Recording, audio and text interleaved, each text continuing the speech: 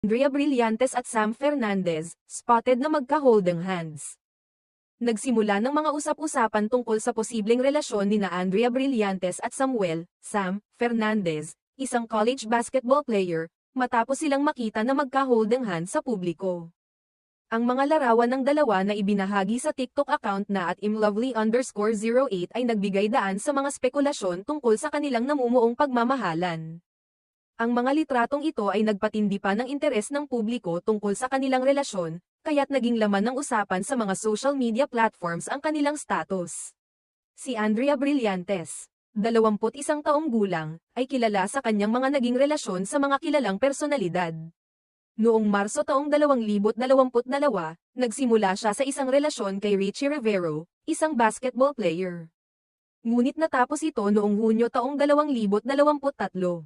Bago iyon, naging magkasintahan siya ng kanyang dating